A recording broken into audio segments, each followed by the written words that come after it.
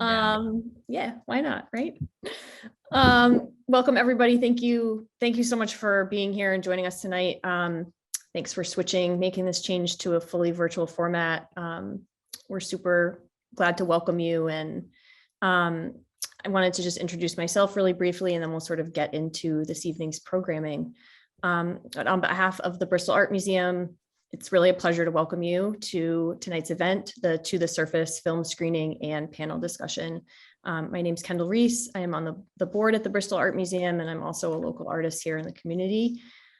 I wanted to just start out by mentioning that this program this evening is generously supported by a community grant from the Rhode Island Foundation and is hosted by the Bristol Art Museum as programming related to the current exhibit that's on view at the museum, which is called Blue Sky Flooding. The show is up now through July 10th, and if you're in Bristol, I highly encourage you to get to the museum to see it. Also share a link into the chat here with you, and that is a way that you can view a bit of information on the show, as well as some bios and info on exhibiting artists and upcoming events related to Blue Sky Flooding. A couple of logistics just before we get fully going here tonight. Wanted to just let folks know, a reminder that tonight's program is being recorded, so just be aware of that. We've enabled closed captionings, and you can enable or disable them by clicking on the closed captions feature at the bottom of your screen. And finally, our panelists will take questions this evening following their dialogue. So we just ask that you please use the Q&A feature at the bottom of your screen as well for any questions that you might have, and you can feel free to type in questions at any time. We will hold them and we will take them towards the end of the program. So with that, I think we'll just kind of launch in here and get started. We wanted to open this evening's program by acknowledging that the Bristol Art Museum is located on the ancestral homelands of the Pokanoket, Wampanoag, and Narragansett tribal nations, whose people have an enduring reciprocal relationship to these sacred lands and waters. The museum is also sited on the grounds of Linden Place, which was once a slaveholding estate. Colonial inhabitants of this land benefited politically and economically from the businesses of slavery that cultivated Bristol, Rhode Island. And through this acknowledgement, we seek to recognize the complex cultural and social history of the land upon which the Bristol Art Museum is physically situated, as a way to resist ongoing settler colonial narratives that marginalize Black, Indigenous, and people of color. So at this time, it's an enormous pleasure to be able to introduce tonight's panelists and welcome you all to this event. So Skylar Bayer is a marine ecologist, storyteller, and science communicator. She is a tenure-track assistant professor of biology and aquaculture extension specialist at Roger Williams University here in Bristol. Her research focuses on marine ecology, bivalves, aquaculture, and extension. And she specializes in developing field methodologies that combine classic techniques of measurement and analysis with modern tools that include environmental DNA analysis and nutrient analysis. Skylar holds a BS, a Bachelor of Science in Marine Biology from Brown University, and an MS, a Master's in Science in Biological Oceanography from the MIT Hui Joint Program, as well as a PhD in Marine Biology from the University of Maine. She completed her PhD in The Secret Sex Lives of Scallops, a subject that landed her on the Colbert Report in 2013. She's an alum of the Sea Grant Naus Marine Policy Fellowship and has been a producer for the Story Collider since 2014, which we hope to hear more about shortly. She is the co-editor with fellow MIT alum Gabby Serato-Marks of the upcoming book, Uncharted: How Scientists Navigate Health, Research, and Bias. Skylar, welcome. We're so happy that you're here, and we're excited to read that book when it comes out too soon. Thank you, and thanks for reading my whole bio I sent you. It's kind of long, but so you want me to spend just a couple minutes talking about my storytelling that's what I was going to do, but I Cool. just want to make sure that that works for you right now. Do you want to hold off just for one moment and we can just get everybody here? Oh, Tyler. Yeah. Okay. Yeah. Go ahead. Right on. All right. Hold that thought though. So Tyler, welcome. Tyler Murgo is a director of photography with 6 years of experience working in the commercial, documentary, as well as fashion industries. Tyler, we're so pumped to screen your wonderful film tonight and have you join us for this conversation. Yeah, thank you so much. Stoked to be here. Awesome. We are also joined by Andy Pepper, who is one of the artists whose work is currently on view in blue sky flooding. Andy, thank you for joining us. We're going to hear more from you towards the end of the evening's program, but at this time, I think, Skylar, if you wanted to introduce your work, that's perfect, and then we'll kind of move right into the screening from there. Yeah, sure. So I'm going to just share a slide, and I promise I try not to talk too long. Kendall read a lot of things that I've done in my life, but one of the things I wanted to talk a bit about that was really important to my personal growth as both a scientist and a person is how I got into storytelling. I went down in the submarine Alvin, which maybe some people here have heard of. I think it was built in like 1960 and it's been renovated a few times, but it's one of the main submarines that went and discovered the Titanic. And in college, I got to work in a deep sea hydrothermal vent lab, and I got to go on a trip 1.5 miles underwater in Alvin. And on the right here, you see a porthole. This is like looking through a porthole at tube worms. They have these red gills and sort of white bone tubes and all these purple fish. And they all live in these remote places because there is hot water coming out from cracks between the crust of the earth from volcanic activity underneath. And they can't live anywhere really outside of the vent. It's really amazing. And one of the things that was really unique about this trip is they wanted to test their underwater microphone system and how it connected to the satellite. So they asked me if I wanted to call anyone. And so I actually got to call my dad while he was at work. And of course, he asked me if there were any giant squid down there, which was super embarrassing because obviously giant squids don't live at hydrothermal vents. But it was a really important sort of day for me personally, but also my relationship with my father. And so years later, like 7 years later, there was this call for pitches at the Story Collider, which is a nonprofit dedicated to science storytelling and humanizing science.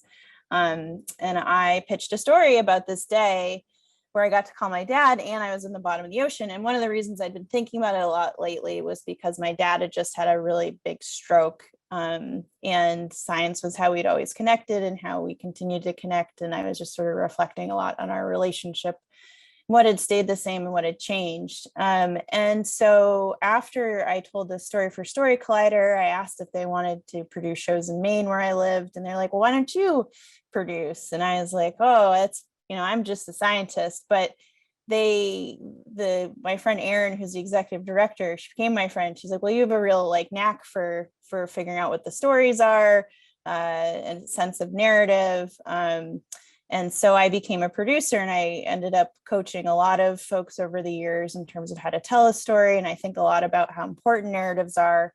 And psychologically, it's how most people learn things and interpret information. And so it's really set me on this path as a scientist to work effectively with fishermen and aquaculturists and to really think about communication and how to communicate effectively with folks about really important scientific issues.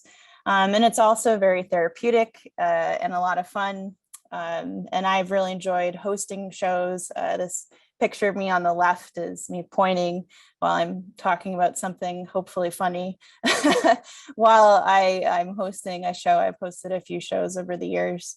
And I've really gained a huge community among the other producers who are across the country, and they're comedians and journalists, and they do all sorts of things that are very different from my day job as a scientist. So It's been a really enriching part of my life for about 8 years now. So I'll stop there. But that's what I have to share about science and storytelling in my life. That was fantastic. Skylar, thank you so much. And we'll talk more. And we're interested to hear more from you in a little while. So we're going to just take a moment, and it's about 8 minutes or so, but we're going to just take the time now to do a screening of Tyler's film, To the Surface. So I'm going to go ahead and do the same thing, just share screen with y'all. And this should... Story. If we don't come together as an industry, we're in trouble.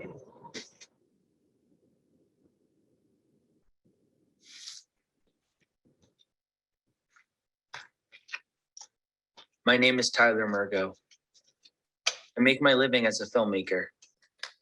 But when I was growing up, I was surrounded by fishing. Oh my goodness! My family's been at it for generations. You're a good fisherman. In my childhood home, I remember being able to look out my window and see my dad digging for clams in the river. Fast forward a few decades to now. Him and my oldest brother, Kenny, they're still out there daily, but operating on a much higher level.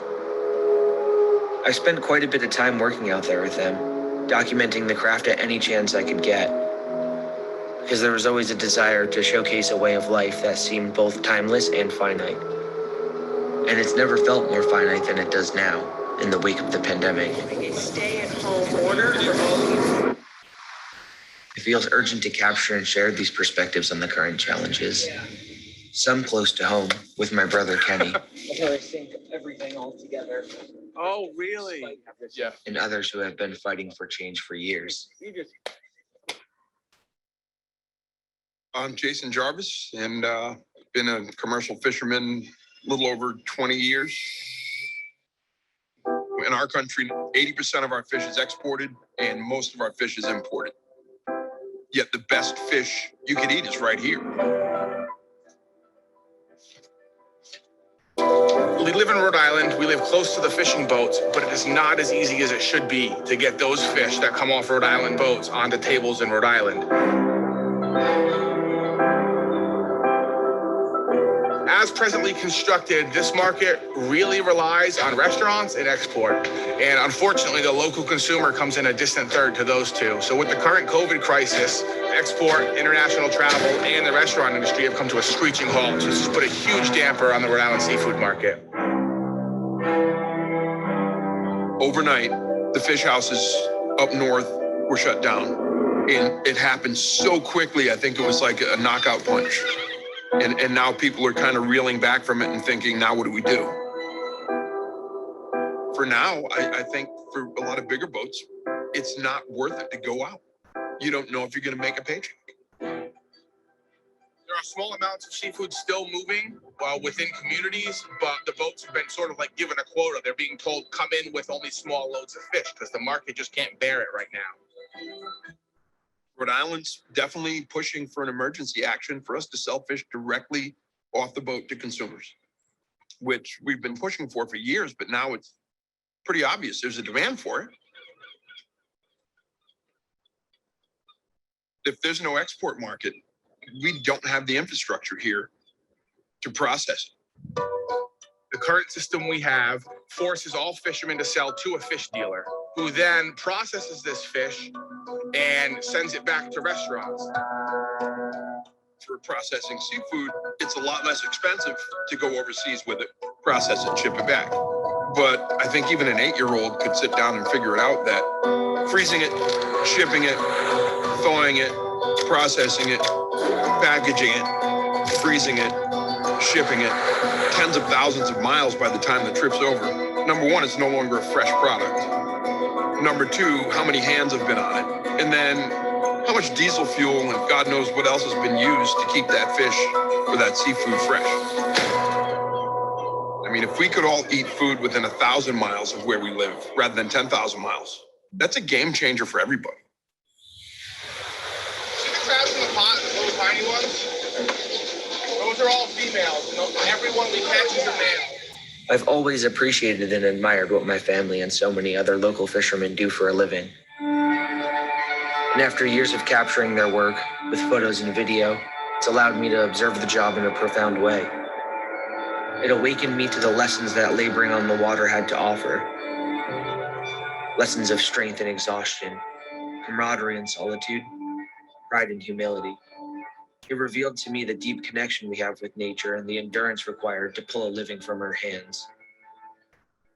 The problems that seem so obvious to my family and other fishermen are not common knowledge to so many people in Rhode Island. The seemingly absurd path that wild fish takes just to sell the fish right back to Rhode Islanders after it's traveled thousands of miles, it just doesn't make sense. I grew up seeing fish harvested from wild places, but it seems we've grown dependent and complacent, comfortable with the current system. Now, as everything falls apart, we've stumbled upon a historical moment. It seems like a chance to reset and to make sure that the industry changes for the better. Since this has happened, I've had neighbors flagging me down on the street saying, hey, what can I buy from you? How can I support you? Which is a good thing to see. And then when I tell them, oh, I legally can't sell you that, they look at me like I have 3 heads. Most people have no idea. And I think that would make people go to their congressmen or go to their senators or go to the people in charge and say, you know what? Why can't I get this? What do you mean this isn't available? This whole crisis shows that we need to feed ourselves as close to home as we can. Selling fish from boats is the ultimate solution. Your fishes travel single digit to maybe 20, 30 miles max if you're buying fish from a Rhode Island fisherman. My hope is that the fishing industry can come together instead of fighting each other. You know what? Let's band together and fight the people fighting us. Without fishermen, without farmers, we're all going hungry. I don't care who's to blame or the hype or the BS. The here and now is this. People are scared to death. That's the world we're in. The Great Depression brought a lot of changes. I think this is going to do the same. Good and bad. We'll see.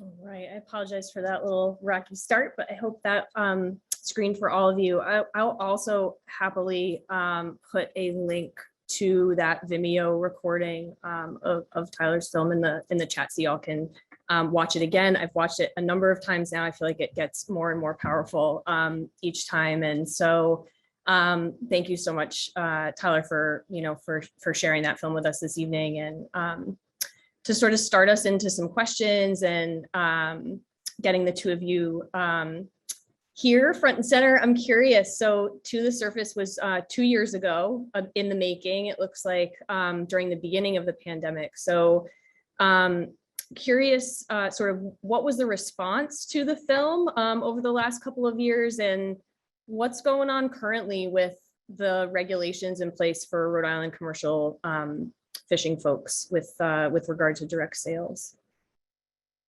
Yeah, sweet. Can you hear me? Is that coming through nicely? Cool. Yeah.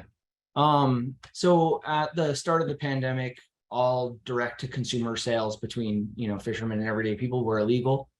And then when the pandemic hit, the export market pretty much shut down, and then the fishermen had nowhere to sell their catch. So there was the temporary regulation put in place that allowed the sales of non-histamine producing fish, which essentially just means the non-oily type fish. And after a few months of that, the regulation ended up becoming permanent. And, thanks to approvals from the Rhode Island Board of Health and DEM, me and the people that created the film, the guys at Narragansett Bay, we were told by DEM that to the surface, and, the public reaction and the support of the fishermen helped a lot with getting the Board of Health agreeable with making the regulation permanent. That's awesome. Yeah, Yeah. that's fantastic. So things have shifted quite a bit. So yeah, so reception from like both from the fishing community, but yeah, from consumers too, it sounds like a big push. Yeah, definitely a big push. I think it opened a lot of people's eyes to, something they didn't even know was, something they didn't even know was in place. So, yeah, it was an exciting turnaround. Yeah, I mean, I wonder, were you expecting that kind of reception, like policy change and sort of work towards thinking through action in that way? No, definitely not. We were just, a lot of our commercial work at that point was really limited. Obviously, we couldn't travel, and people obviously weren't interested in having films made for their business at that time. And so we kind of put our heads together on how could we help someone close to us who needs help in this moment, and how can we use our powers to make that happen? And so that's really how it started. And that, I can't remember really what the expectations were, but they're definitely far surpassed with the reception of that film. So.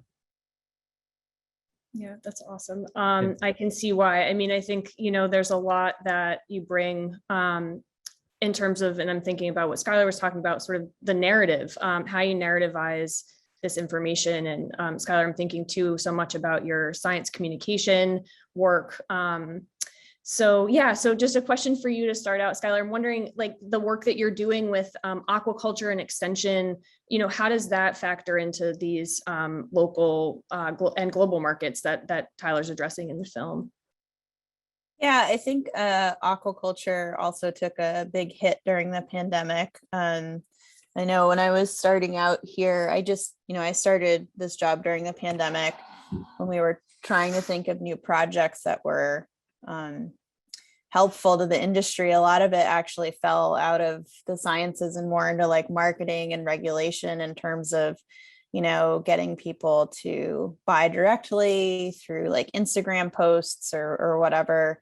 Instead of, because they've relied heavily on restaurants as well.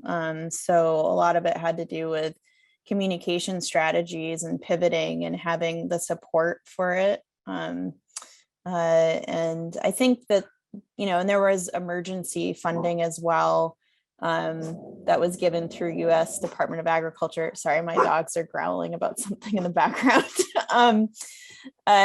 So aquaculturists are considered farmers to some degree. And so there was a real push to get like the same kind of help that farmers were getting from US Department of Agriculture as well.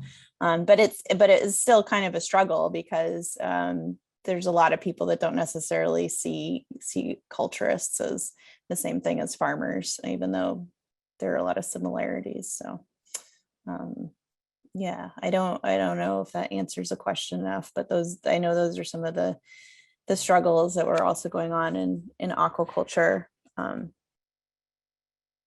Yeah, I mean, I think it's interesting. I think Jason Jarvis in the film, I mean, he does talk a little bit about, the importance of both sort of like the local natural resources that are here, but then these ideas of what farming constitutes and the importance of that as well, just thinking through our food systems and availability and sort of what is close to home, in a lot of ways. But yeah, I guess wondering, sort of related to the exhibition that's on display, Andy included, I think a lot of the artists whose works are on view at Blue Sky Flooding, which is, up at the museum, are really expressing their concerns about the relationship that humans have with the natural world, issues of environmental justice, like questions of climate grief and the future of the planet. And so I think both of you are sort of pointing to this in some ways in terms of like funding and thinking about what resources are there. But how do you each see sort of education public advocacy, the responsibility to community or sort of civic responsibility factoring into the work that you do? And I guess, are there ways that has sort of surprised you maybe, or come to be something that's part of your work in a way that maybe you weren't expecting at the outset? Yeah, that's a really good question. I guess I would say I wouldn't think about I wouldn't say I think about those responsibilities too much directly, but I think as an artist and storyteller, and artists and storytellers in general, we naturally gravitate towards issues that affect us and those around us personally. And I think if people just thought about what societal or cultural problems were holding themselves back or those closest to them, then they organically become educators and advocates. Yeah, I think the pressure of those labels can sometimes be daunting or breed a mindset that your efforts have to be grand or extreme, but you don't have to be like flying to Africa to create work around poaching to make a change. You can just look right around you, and it's enough material to get going.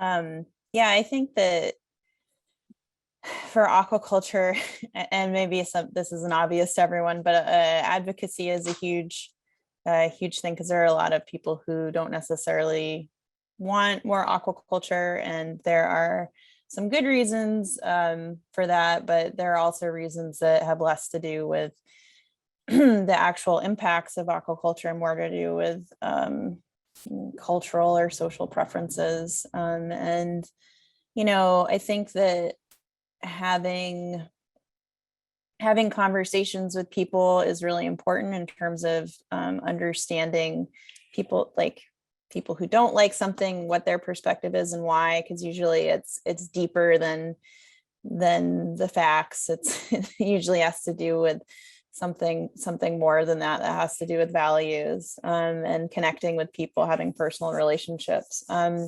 I also think that one thing that is really important too, in terms of just thinking about advocacy and narratives, is that it's important to support, whether it's farmers or fishermen, sharing their own narrative of what they do and how they do it and why, and whether it's through tools like Instagram or other forms of storytelling that could be really powerful and impactful in ways that like facts and figures are not in a traditional sense. For example, we started an Instagram account for our shellfish program, and we've had a lot of success, I think, with it when we just post, oysters that we've grown or going out in the field for the day, because people just like seeing like a glimpse of what we're up to and what's interesting. And I know that a lot of growers have also seen that effect with their own accounts. So I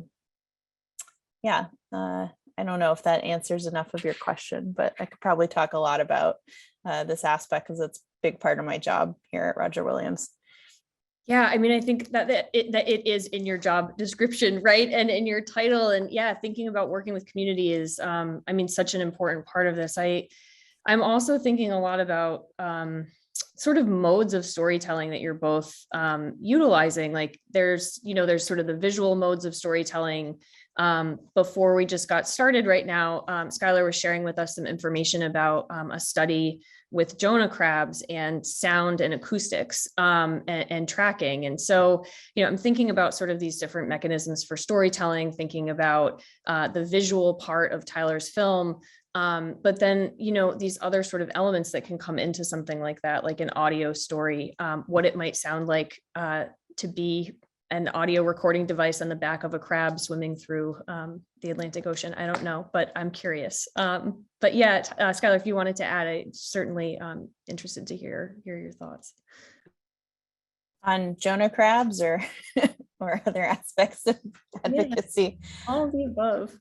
I was just going to say that it's just in terms of explaining what extension is, because most people don't know what that word means, but it's essentially being part of your job is being a bridge between the science and the academic center and the community. Usually it's focused on certain industries interested in that science. So in my case, like aquaculture and fisheries. I work with shell fishermen actually quite a lot, Rhode Island Shell Fishermen's Association.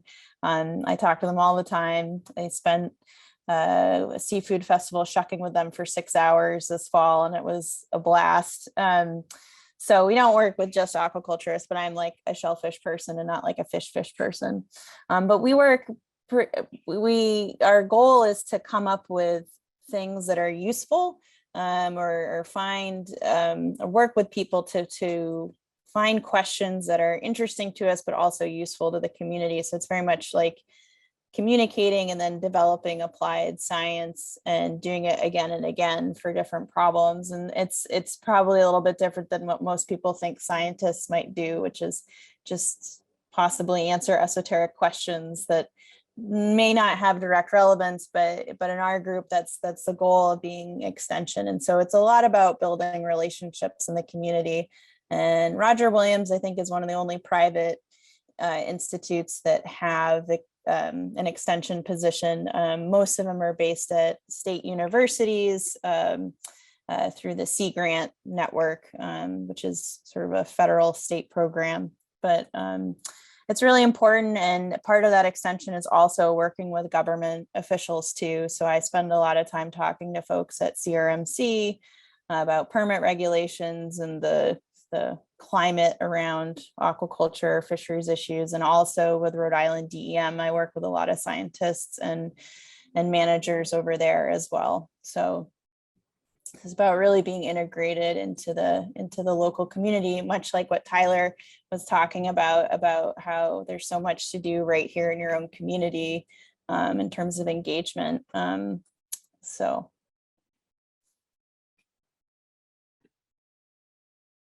Tyler, I don't know if you wanted to have a response to that, but. No, it's all good. Right. Yeah. Yeah.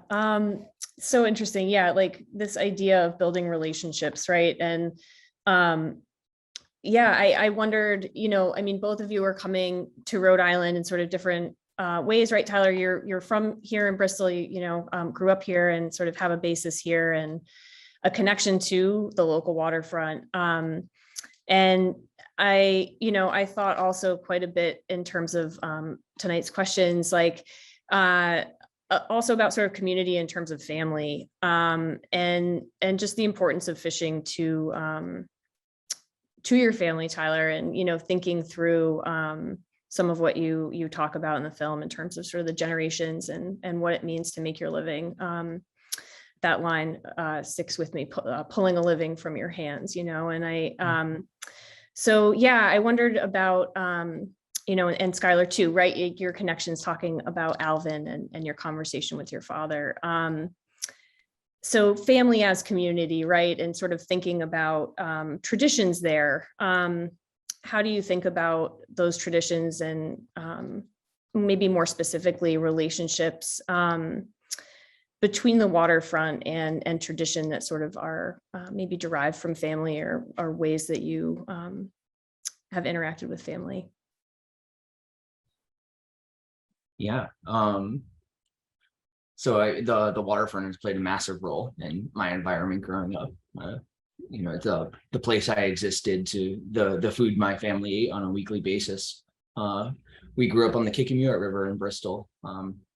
And I think that, it's always inspired me from a visual standpoint, but I think the fishing really, really got me from a conceptual standpoint. I think it really broke the line separating man and nature for me. I saw how the moon moved the tides and the tides moved the fish, and then the fish moved my family.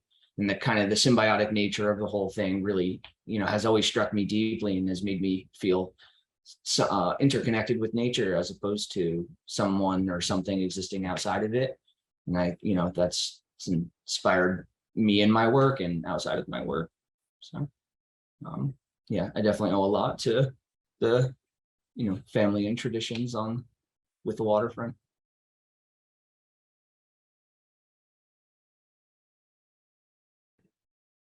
So yeah, I think that really it stood out for me. And, as a local person, I've definitely bought some crabs and lobsters from your dad and your brother. So gratitude to their work.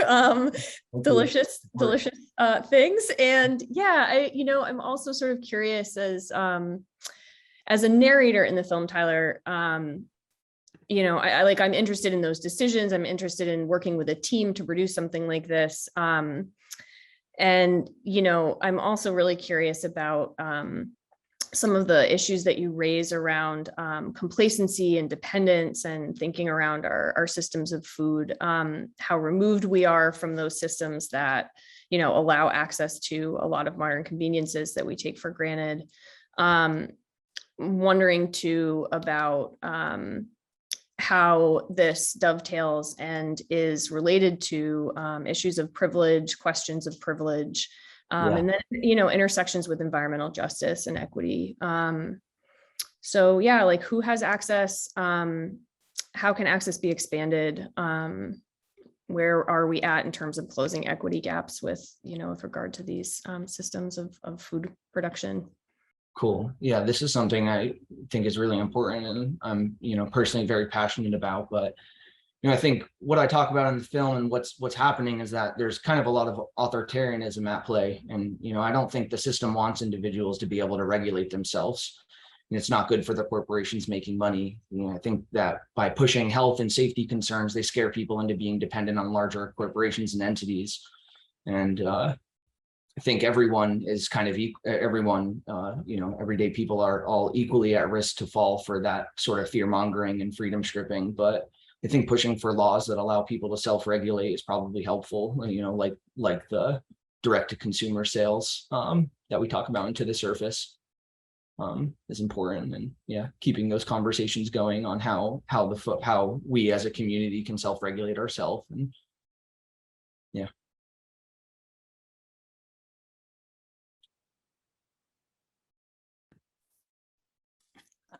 Kendall, if I may just jump in, I was in Maine for almost a decade.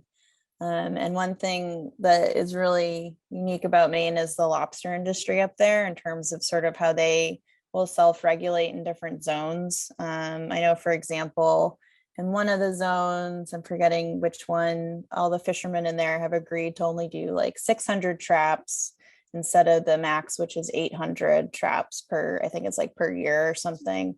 And so there's a lot of evidence for communities coming together over a shared resource to, like Tyler's saying, self-regulate and come up with their own rules as a community to share resources long-term. And I do agree a lot with what he said about sort of the larger corporate hanging structures when businesses get so big that all the little businesses can't compete, and that is really unfortunate because it's often those little businesses that are like linked in tightly with their communities and really care about the place that they're from, and so they have a lot of incentive to want to see it persist. And when I lived in Maine and I worked with fishermen, mostly scallop fishermen, a lot of their motivation for any kind of regulation or conservation of the fishery had to do with wanting to be able to see their children and grandchildren fish in the future. And that was often what I heard pretty frequently from them at meetings, is they really did care about the persistence of their culture and the livelihood that they could pass down to future generations. So anyway, I agree a lot with what Tyler just said, from my own experiences in a different place. So. Oh, that's great. And thank you for jumping in there. I mean, I think, yeah, this is a massive topic in our society at this moment and in our country, thinking about sort of the issues and the challenges of being within a capitalist system and what that means, in terms of being a person within that. And so, yeah, I really appreciate both of your thoughts on that. And I'm with you. I'm not sure, in small ways how we work together to sort of think about these questions, but yeah, they're important ones to keep asking. And So at this stage of things, I think what we'll do is, Andy, if you were game to ask sort of our last little section of questions here, I invite you to do that. Sure. So as we mentioned before, the Bristol Waterfront Story Project officially launches tonight. Super exciting. And we would like to end, we're going to talk a little bit about that in a minute, but we'd like to end by asking the two of you a couple of questions that are specific to Bristol's waterfront. The first question is, how does the waterfront make Bristol a community for you? Cool. Yeah, I think there's a unanimous love and respect for the water and can act as a common ground for everyone who kind of lives here or even floats through here. At Roger Williams, which is still technically Bristol, we have a lot of waterfront there that is really important to well, the school's charm, but it's where I literally work a lot, and it's really important for our students in our marine bio program to be able to access it right there and develop a relationship with the bay. So it's very important. Great. So second question is kind of a two-parter. So for both of you, imagine a future for Bristol and the waterfront. What does that look like? What do you see? What do you see that you are unsettled by? And what do you see that you're hopeful for? Or what are you hopeful for in general? Cool. Okay. Well, speaking on the concerns, I think that a big one that I'm aware of that I've been reading a lot about is the climate change actions being at odds with the ecosystem. That being like the industrial offshore wind power being implanted into the vulnerable ocean floor, hydropower impacts on fish passages, and the clear cutting of forested watersheds for the solar arrays and all that. I think on top of that, the shellfish beds, they're often closed after heavy rains because of the bacteria and sewage from the wastewater system, and the toxic chemicals from people's lawns and gardens polluting the water. I think these are all important to be talking about and to think about as a community, and how actions you have may contribute or take away from those issues. But in speaking of what I'm hopeful for, I think based off the reaction that To the Surface had, I think that by speaking on these issues, people react strongly when it's brought to light for them. I think a lot of folks don't even know that these issues are there. So I think just by having these conversations and making films like To the Surface and artwork like that's showing at the exhibit is a good way to make change. Great. Yeah. Tyler expressed a lot of my concerns as well, but one concern that I have literally as someone who lives in Bristol, I live in an apartment on Hope Street, is sometimes when it rains, our basement floods. And so with rising sea levels and the land that Bristol is on, I think that,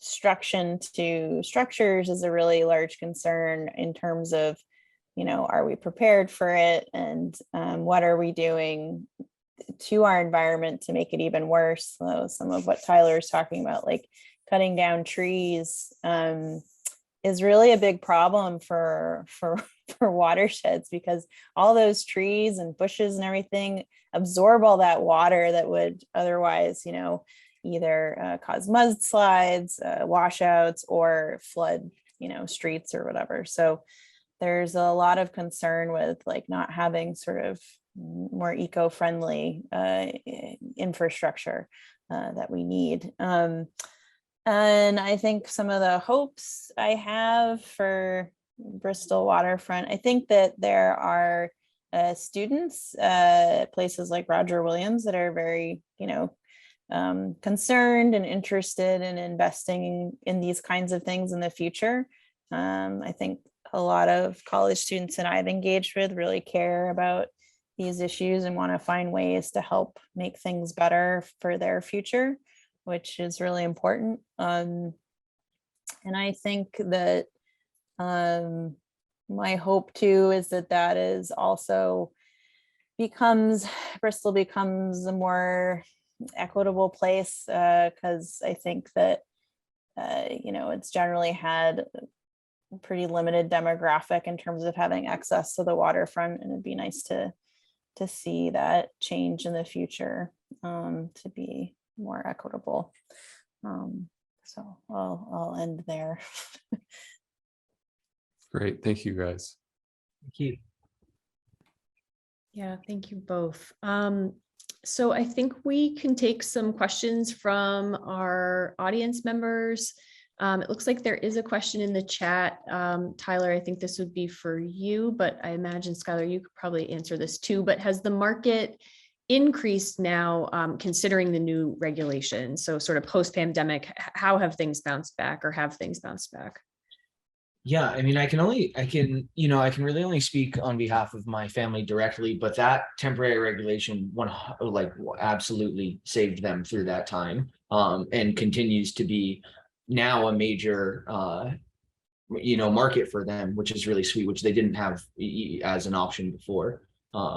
So yeah, the direct to consumer sales are up and running and have been very successful, at least for my family, and I assume other families too. I know on the DEM website, there's a whole list of boats and their locations and phone numbers, and where you can contact, and you can also see what they catch on a regular basis, and so you can travel around, try food from different boats, or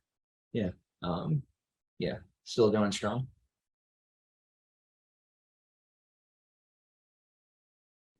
That's awesome. Yeah, thank you. Skylar, go ahead. I was just gonna say, I don't have anything else to add in case was for the pause, but yeah. Cool. Well, we have a question for you too, which I see you answered in the chat, but for folks who may not be looking directly at the Q&A. So Jeff asked that he has volunteered with organizations such as Hope's Harvest and Farm Fresh RI, but is also really interested in aquaculture. Where can someone volunteer to help out or get involved with aquaculture here in Rhode Island? Yeah, it's a good question. It's interesting because aquaculture, for most part, is business based. So a lot of people don't necessarily volunteer, but I do recommend reaching out to maybe local farmers to see if they'd be interested in showing you their farm, and seeing if they would be interested in any part-time work or volunteering. I posted in the chat the oyster trail in Rhode Island, which has, because most aquaculture in Rhode Island is oysters, like 90% of it, if not more. So that provides like a list of farmers and farms. And if you're, a good place to start too, and is the OSAA, which runs that website. So if you go to the sort of about page on that website, the Ocean State Aquaculture Association, and there's an email that you can probably reach out to. Another resource too is Rhode Island Sea Grant, and they have extension officials who work with aquaculture as well, and they have courses, I think more introductory based. I know there's a web module that they recently finished. I'm not sure if it's launched yet. We at Roger Williams have an applied shellfish farming course that's usually offered in the spring. And that's more for people though who want to start their own businesses. So I wouldn't recommend it as sort of like the getting started course. That'd be sort of if you're interested in potentially running your own farm. But some people take it anyway too, just to learn about it. So those are some of the resources, and I can look up Rhode Island Sea Grants aquaculture page in a second. So Awesome, that sounds great. I'm also going to put a link into the chat for folks for the Story Collider, for if you are interested to go and listen to Skylar's stories. There's also just a number of amazing storytellers on there sharing their wealth of knowledge and info. So check that out. And yeah, just a little shout out here about your t-shirt, Tyler. So Oh, right on. Thank you. Thank you. You have great taste in music. that's awesome. Okay. Cool. So I don't know if folks have any more questions. Feel free to sort of keep things coming if you do, or, you know, fashion advice or thoughts. We welcome it all. But at this point, I think, Andy, are you going to tell us a little bit more about this this story project? Yes. So the Bristol Waterfront Story Project, as we mentioned a couple of times, launches tonight. I again am Andy Pepper. I'm one of the artists showing in Blue Sky Flooding at the Bristol Museum right now, the Bristol Art Museum. And I'm also one of the artists working on the Waterfront Story Project. And we're here tonight to invite you to be part of the project. The goal of the story project is to record your stories related to the Bristol waterfront to create a public archive that will be available to listen to on the Bristol Art Museum's website. We're doing this, as of now, we're doing this, I wrote down the wrong date. We're doing this through the summer. But there are 4 ways that you can record your story. One is that you can call and leave a voicemail. The number to do that, which we'll put all of this in the chat, but the number to do that is 401-424-1580. You'll get a nice voice recording from me that gives instructions. I think those are limited to 3 minutes, but if your story is long, we love that. You can call back and continue it. You can also record a voice memo on your phone and email it to us at bristolstoryproject@gmail.com. You can tell us your story live on Zoom. Once again, we have 2 Zoom dates. One is June 9th and one is July 7th. Those are between 5 and 8 p.m. And we'll be recording live in person on June 26th for part of the day at Rockwell Park and part of the day at the Bristol Art Museum. And as part of this, you know, we asked the tonight's panelists to answer a couple of these questions. These are the kinds of questions that we'll be asking you. But more than that, we just want to hear from you. You know, we want to hear what you have to say, you know, local lore, all kinds of things. You know, the sky's the limit. We just want to hear from you about your thoughts. You know, how has the waterfront affected you and your life? Whether you're someone who spent a lot of time in Bristol or just a little bit. We're curious. So let us know. Awesome. Thanks, Andy. We really appreciate your participation and your help in working with the story project and getting it off the ground. So yeah, we'll be recording through July 10th, which is when the show Blue Sky Flooding comes down. So you have a chance up until then, and even after, really, you know, if you the spirit so moved, we'd welcome you to share stories. But if you can, try to do it before July 10th. That would be sweet. We just put into the chat for you a sort of a handout document, and that outlines the info that Andy just shared, so you can have that for yourself. If you click into the chat, there should be like a little 3-dot kind of thing, and you can, I think you can save the chat perhaps, or you can just download that document. We'd just, you know, welcome you. Certainly, if you have any questions about the project, you can email info@bristolartmuseum.org, and we'll gladly get you the right info that you need.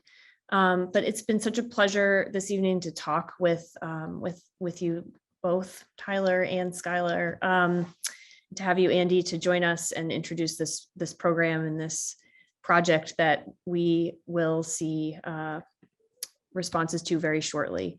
I want to also thank the Bristol Art Museum board and staff members who have supported us in this programming, and of course the Rhode Island Foundation this would not be possible without their grant funding. So that's been fantastic. Really appreciate everybody tuning in tonight. And this recording of tonight's talk will be one of the first entries into the Bristol Waterfront Story Project. So there we have it, and it's already started. Skylar and Tyler, we would welcome you both to share your own versions of stories as you see fit. Share that with your communities too, for sure. So unless you both have anything else to add, I think we'll kind of round out tonight's program. Thank you everybody so much for being here and joining us, and more soon, more stories to come. Sweet. Yeah, I'm feeling good. Thank you, Kendall. Thank you, Andy, and Skylar as well. Thank you, everyone who tuned in. It's a real honor and pleasure. So. Yeah, thank you everyone for having me here, and it was great hanging out with Kendall, Andy, and Tyler. Hopefully we'll get to talk about crabs again soon. I don't know, I feel like a Fulbright collaboration to somewhere on a sailboat could be happening. I'm not sure. And just some love in the chat here also from Karen that says, who says, thank you so much for your devotion to the waterfront of Bristol, Rhode Island. So seems like a fantastic way to end. Thank you, Karen, for those words. And thank you both so much. We'll look forward to hearing more from you soon. Sounds great. Thank you. Thanks everyone. Yeah, bye-bye.